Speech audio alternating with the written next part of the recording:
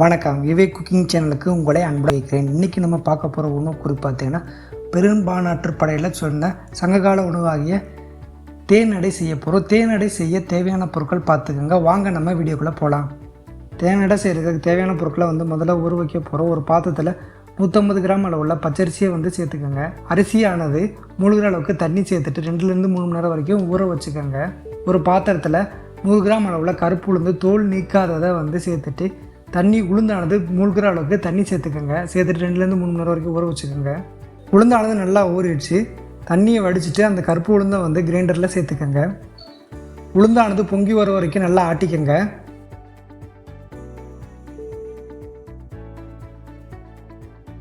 தண்ணி கொஞ்சம் கொஞ்சமாக லேசாக தெளித்து விட்டுக்கோங்க, நிறைய ஊற்றிடாதீங்க.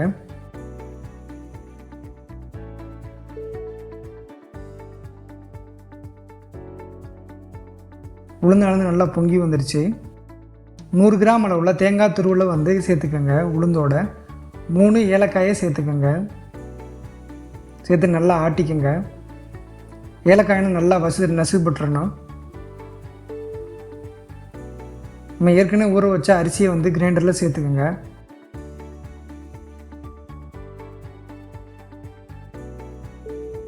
தண்ணி தேவையான அளவு சேர்த்துட்டு அப்பப்போ இது ஆட்டிக்கோங்க. உப்பு ஒரு 1/2 டேபிள் ஸ்பூன் அளவு சேர்த்துக்கோங்க. தேங்காய் மாவானது ரெடி ஆயிடுச்சு. தனியாக எடுத்து வச்சுக்கோங்க. மாவை புளிக்க வைக்காமல் ஊற்றிக்கோங்க. தோசைக்கல் நல்லா சூடானதுக்கு அப்புறமா நம்ம ஆப்பம் ஊற்றுற மாதிரி ஊற்றிக்கோங்க. ரொம்ப சின்ன ஆப்பமாக ஊற்றிக்கோங்க. பேன் கேக்கெலாம் ஊற்றுறாங்களா அது மாதிரி ஊற்றிக்கோங்க.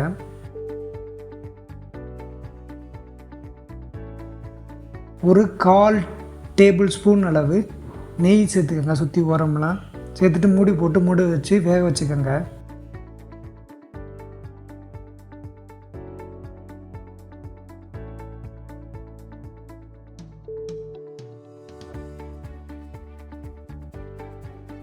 நம்ம செஞ்சு வச்ச அடை மேலே காணொலியில் காட்டுற மாதிரி தேனை தடவி விட்டுக்கோங்க.